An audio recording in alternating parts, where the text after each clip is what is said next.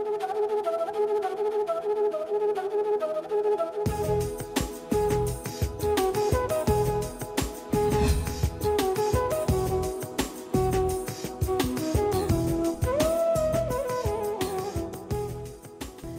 स्वागत है आपका आपके सितारे में और मैं हूं आपके साथ प्राची पाराशर। क्या आप जानते हैं कि आहार और सुगंध से ग्रह शांति की जा सकती है? जी हां, आप अगर चाहें तो दान, आहार और सुगंध से ग्रह शांति कर सकते हैं।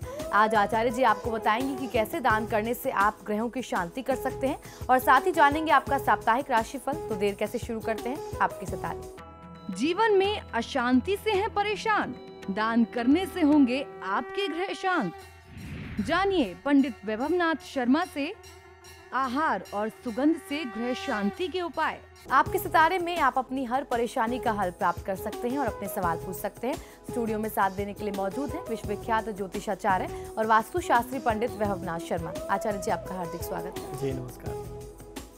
तो यदि आपके मन में भी कोई सवाल है तो आप भी हमें कॉल कर सकते हैं। हमारे नंबर्स लगातार आपकी टीवी स्क्रीन पर फ्लैश किए जा रहे हैं। आप हमें हमारे टोल फ्री नंबर पर भी कॉल कर सकते हैं। आप हमसे सीधी बात कर सकते हैं। हमारा टोल फ्री नंबर है 1800-102-6303। आप इस नंबर पर मुफ्त में कॉल करें। इसके अलावा आप हमारे लैंडलाइन नंबर्स 0120-464-6332, 0120-464-6327 पर भी कॉल करके हमसे सीधी बात कर सकते हैं। तो चलिए सबसे पहले आचार्य जी से जान लेते हैं आने वाले पूरे हफ्ते में कौन कौन सी मुख्य तिथियां पड़ने वाली हैं। जी बिल्कुल, हम लोग चर्चा कर रहे हैं साप्ताहिक राशिफल की और आगामी सप्ताह की यानी 25 अप्रैल से लेकर के 2 मई के मध्य क्या क्या तिथियां पड़ने वाली हैं। आइए आपको बताता हूं। 27 अप्रैल सोमवार को सीता नवमी मनाई जानी है और 29 अप्रैल बुधवार के दिन मोहिनी एकादशी की तिथि मनाई जाएगी। वो मोहिनी एकादशी का व्रत होगा। और 1 मई शुक्रवार को प्रदोष व्रत है और 2 मई को शनिवार की तिथि में नरसिंह जयंती मनाई जानी है। और चलिए अब जान लेते हैं 12 राशियों का राशिफल, जिसमें बात करेंगे मेष राशि वाले जातकों का आने वाला सप्ताह कैसा रहने वाला है। मेष राशि वाले जातक लोगों के लिए सप्ताह के आरंभ के कुछ दिन थोड़ा सा परेशान करने वाले रहेंगे। कह सकते हैं कि आने वाले बुधवार तक जो है कुछ थोड़ी सी चिंताएं आपके ऊपर ज्यादा हावी रह सकती हैं। भावनात्मक स्तर पर आप थोड़ा विचलित हो सकते हैं, परेशान हो सकते हैं। जोखिम उठाने की भी प्रवृत्ति भी आपको अपना नियंत्रण रखना होगा। रिस्क लेने की जो आपकी प्रवृत्ति है ये आपको बहुत बड़ा नुकसान दे सकती है। आपके लाभ की स्थिति में कहीं ना कहीं से बाधा बनाएगी। शेष 5 दिन जो होंगे उसको बेहतरीन सिद्ध होंगे आपके लिए, ऐसा कहा जा सकता है। रचनात्मक कार्यों में आपकी रुचि, आपकी प्रवृत्ति बढ़ेगी। इस सप्ताह को शुभ बनाने के लिए हनुमान जी की पूजा आराधना करना और बजरंग बाण का पाठ कर लेना आपके लिए सर्वोत्तम होगा।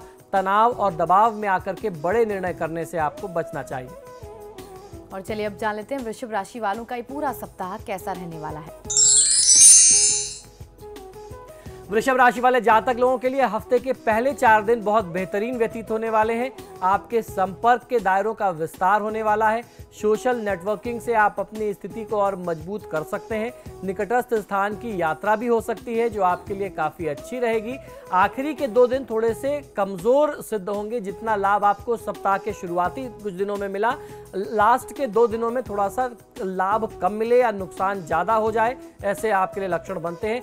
महत्वपूर्ण निर्णयों को करने के लिए यह समय आखिरी के सप्ताह के 2 दिन जो है वो अच्छे नहीं होंगे। किसी व्यक्ति या परिस्थिति को लेकर के मनोमालिन्य भी हो सकता है, यानी मन में तनाव और वाद विवाद भी, मन में मलिनता भी आ सकती है। इस सप्ताह को, आगामी सप्ताह को शुभ बनाने के लिए भगवान विष्णु जी की पूजा आराधना कर लेना आपके लिए सर्वोत्तम होगा। भगवान विष्णु को और उसके उपरांत स्वयं केसर का तिलक आप धारण करते हैं तो आपके पक्ष में होगा। धन का निवेश इस दौरान करने से बचना चाहिए। और अब जान लेते हैं मिथुन राशि वाले जातक अपने सप्ताह को शुभ बनाने के लिए क्या उपाय करें।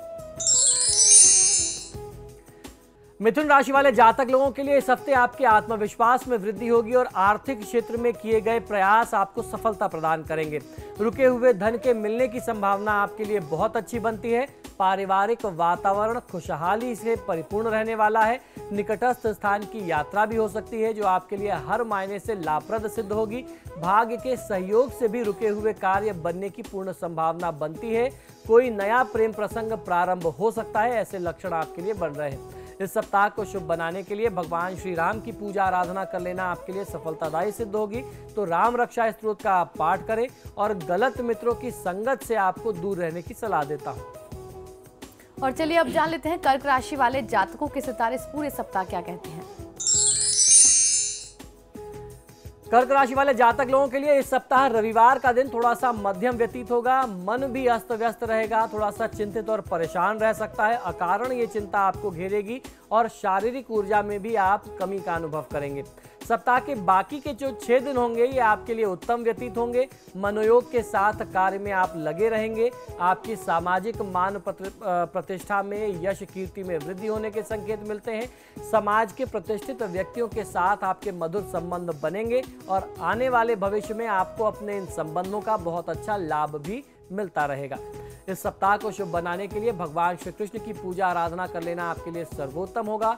ओम क्लीं कृष्णाय नमः मंत्र का नियमित 108 बार आप जाप करिए और बहुत ज्यादा विचलित होने से आपको बचना होगा। बार बार आप चिंता में मत घिरिए खुद को। चलिए अब जान लेते हैं सिंह राशि वाले अपने सप्ताह को अच्छा व्यतीत करने के लिए क्या करें।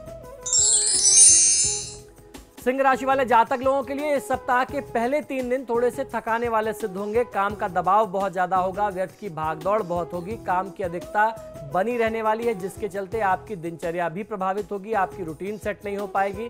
इस दौरान किसी पुराने मित्र से मुलाकात भी संभावित दिखाई देती है।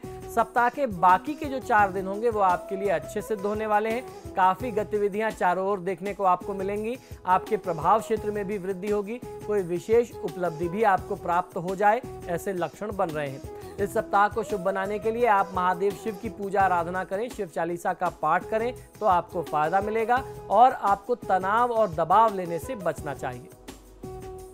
अब जान लेते हैं कन्या राशि वालों का ये सप्ताह कैसा रहने वाला है। कन्या राशि वाले जातक लोगों के लिए आने वाले सप्ताह के पहले 3 दिन जो हैं, शुरुआती पहले 3 दिन आपके लिए बेहतरीन व्यतीत होने वाले हैं। मन माफिक स्थितियां आपके लिए निर्मित होंगी। जैसा आप चाहते थे वैसा आपको लाभ मिलेगा। महत्वाकांक्षी योजनाओं में आप प्रवेश भी कर सकते हैं। आर्थिक लाभ होने की ओर पूर्ण संभावना बनती है। बीच के 2 दिन थोड़े से अस्त व्यस्तता बढ़ाएंगे। कार्य के बनने में भी थोड़ी सी दिक्कतों का सामना आपको करना पड़ेगा। धैर्य से काम लेना चाहिए। शेष दिन जो है वो अच्छे रहेंगे। उम्मीदें जागेंगी। किसी रुके कार्य के बनने से आपको हर्ष भी प्राप्त होगा। इस सप्ताह को शुभ बनाने के लिए भगवान श्री कृष्ण की पूजा आराधना आपके लिए भी सफलतादायी होगी। तो आपको भी ओम क्लीं कृष्णाय नमः मंत्र का नियमित जाप करना चाहिए और बहुत विचलित होकर बहुत अधीरता में कोई काम मत करिए। और अब जान लेते हैं तुला राशि वाले जातक सप्ताह को शुभ बनाने के लिए क्या करें। तुला राशि वाले जातक लोगों के लिए इस सप्ताह भाग्य के प्रबल सहयोग से आपके जो कठिन कार्य थे जीवन में वह भी संपन्न होंगे। परीक्षा प्रतियोगिता के माध्यम से यदि रोजी रोजगार की तलाश में आप हैं तो इस दिशा में भी आपको सफलता प्राप्त होगी। वर्तमान नौकरी एवं व्यापार में आगे बढ़ने के अच्छे अवसर आपको प्राप्त होंगे। ऋण प्राप्त करना यदि आप चाह रहे हैं तो इस दिशा में भी आपको सफलता मिलेगी। आपकी जो लोन की रिक्वेस्ट थी उस रिक्वेस्ट को भी सैंक्शन मिल सकता है। लाभप्रद सुदूर यात्राएं हो सकती हैं। कुछ लंबी दूरी की यात्राएं आपको करनी पड़ सकती हैं जिसमें आपको बहुत अच्छा फायदा मिले। ऐसे लक्षण आगामी सप्ताह के लिए आपके लिए बन रहे हैं। इस सप्ताह को शुभ बनाने के लिए भगवान श्री राम की पूजा आराधना आपके लिए भी सर्वोत्तम है। तो राम रक्षा स्तोत्र का पाठ आपको करना चाहिए और गलत मित्रों की संगत से आपको भी दूर रहने की सलाह है। और चलिए अब जान लेते हैं वृश्चिक राशि वाले जातकों की राशि इस पूरे सप्ताह क्या कहती है। वृश्चिक राशि वाले जातक लोगों को इस सप्ताह हर एक विषय के जीवन के हर क्षेत्र के नकारात्मक पहलुओं का अनुभव होगा। थकान और आलस्य के कारण स्फूर्ति का अभाव रहेगा। मन में गहरी चिंताएं सताया करेंगी। नौकरी व्यवसाय में अवरोध उत्पन्न होंगे। उच्च पदाधिकारियों के साथ वाद विवाद ना हो जाए, आपको ऐसा व्यवहार रखना चाहिए। किसी भी प्रकार के वाद विवाद में न पड़ने की आपको सलाह देता हूं। विदेश जाने के अवसर बनेंगे या विदेश में बसने वाले आपके निकट संबंधियों के समाचार आपको प्राप्त होंगे। उनकी सहायता से आपका कोई काम अपने देश में बन जाए, ऐसी स्थिति बनती है। लेकिन साथ ही साथ संतान के संबंध में भी चिंता आपको परेशान करेगी। इस सप्ताह को शुभ बनाने के लिए आपको हनुमान जी की पूजा आराधना करनी चाहिए। तो हनुमान चालीसा और बजरंग बाण का पाठ करें और किसी भी प्रकार के तनाव और दबाव में आकर के बड़े निर्णय करने से आपको बचना चाहिए। और अब जान लेते हैं धनु राशि वाले जातकों की राशि इस सप्ताह क्या कह रही है। धनु राशि वाले जातक लोगों के लिए इस सप्ताह के पहले 3 दिन थोड़े से कमजोर रहने वाले हैं। स्वास्थ्य के प्रति भी आपको लापरवाही नहीं बरतनी चाहिए। अगर इस दौरान आपने स्वास्थ्य की स्थिति को नजरअंदाज किया तो किसी गहरे और बड़े शारीरिक रोग को झेलना पड़ सकता है। इसके बाद के जो शेष 4 दिन होंगे वो आपके अच्छे व्यतीत होंगे। कठिनाइयों से आपको मुक्ति मिलेगी। मित्र एवं शुभचिंतकों का भरपूर सहयोग आपको प्राप्त होगा। प्रेम संबंधों में आत्मीयता बढ़ेगी। यात्रा लाभदायी सिद्ध होने वाली है। इस सप्ताह को शुभ बनाने के लिए हनुमान चालीसा और हनुमानाष्टक का पाठ आप करेंगे तो आपको फायदा मिलेगा। तनाव और दबाव में आकर के बड़े निर्णय आप मत करिए। और अब जान लेते हैं मकर राशि वालों की राशि सप्ताह क्या कहती है। इस सप्ताह वो क्या करें और क्या न करें।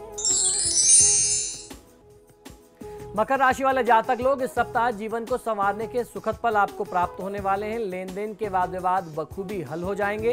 जिन विषयों में अभी तक बहुत झगड़ा होता था वह बहुत शांति से निपट जाएंगे।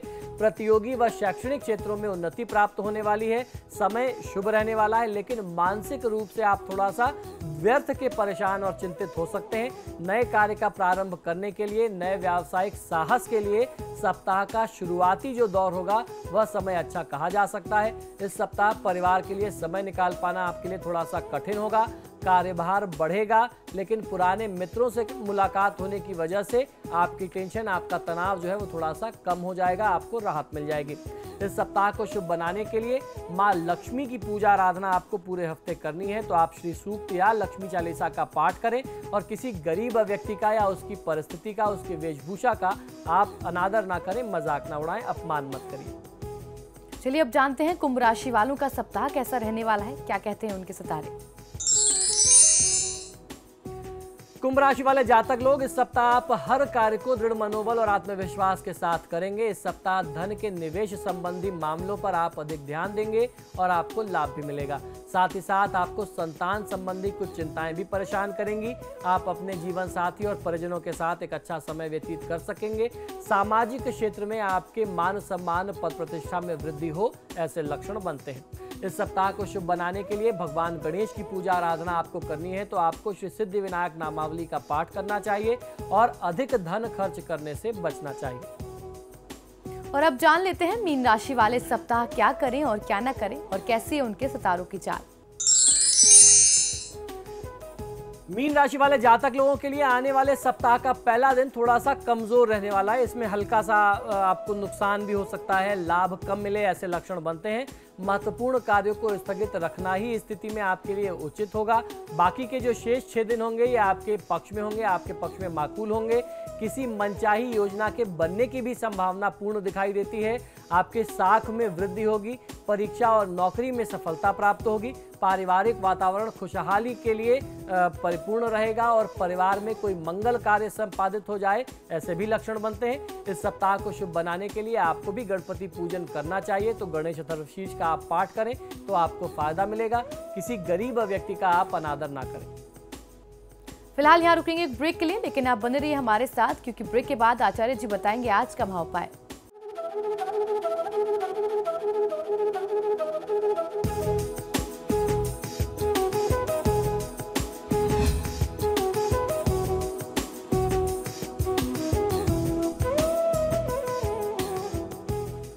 ब्रेक के बाद आपका स्वागत है। चलिए अब जान लेते हैं आज का महाउपाय।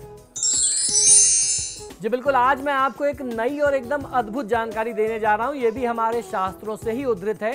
आज मैं आपको बताऊंगा कि किस प्रकार आप आहार और सुगंध के माध्यम से ग्रहों की शांति कर सकते हैं, और ये भी जानेंगे कि किस ग्रह के लिए कौन सा दान आपको करना चाहिए।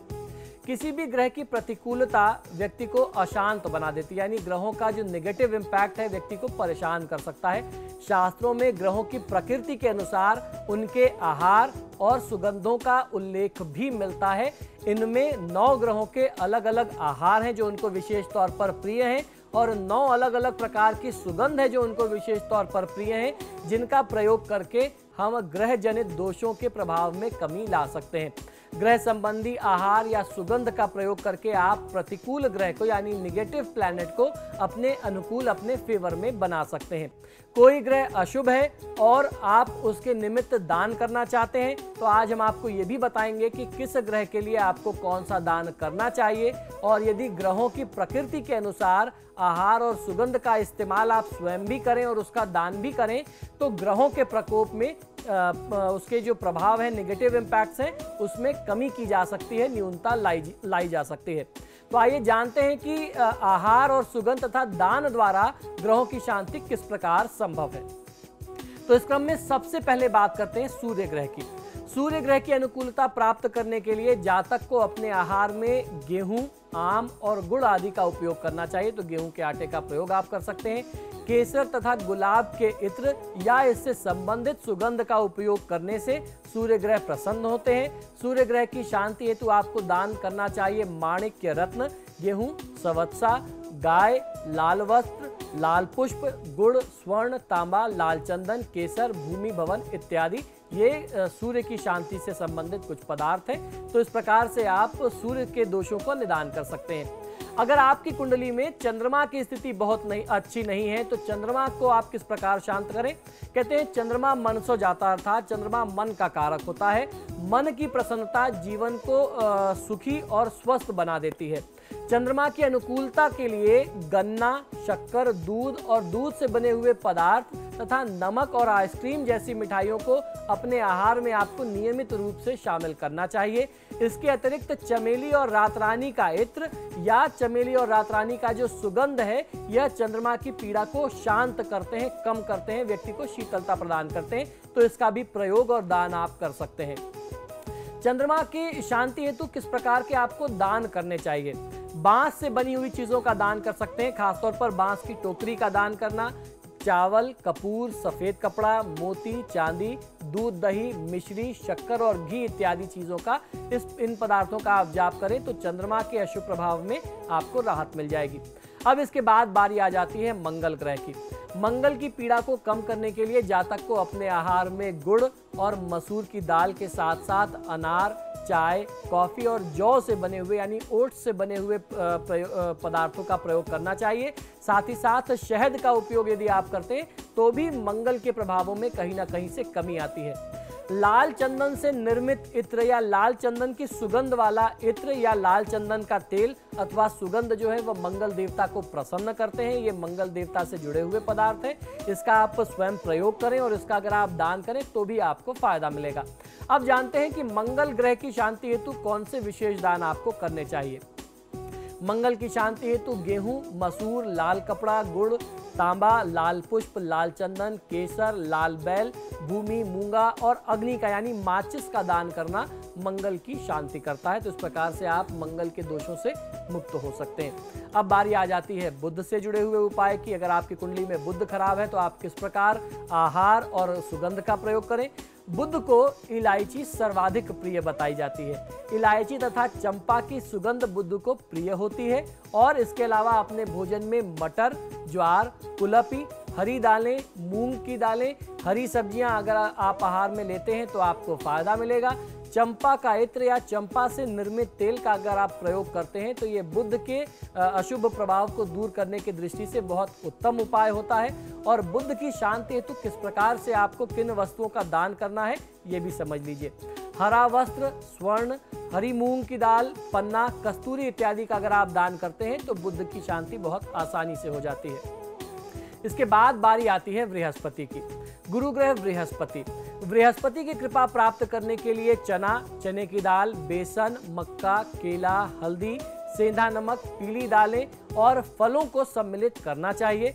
पीले पुष्पों की सुगंध, केसर और केवड़े का इत्र गुरु की कृपा प्राप्ति हेतु सर्वोत्तम बताया गया है हमारे धर्मशास्त्रों में। और गुरु से संबंधित कुछ विशेष दान भी हैं। तो आइए जानते हैं। पीला धान्य, पीला कपड़ा, पुखराज, स्वर्ण, चांदी, शक्कर, शहद, नमक, केसर और वृद्धों की सेवा करना और हल्दी के साथ साथ घोड़े इत्यादि का दान करना भी बृहस्पति के पीड़ित प्रभाव में बहुत अच्छा लाभ देता है।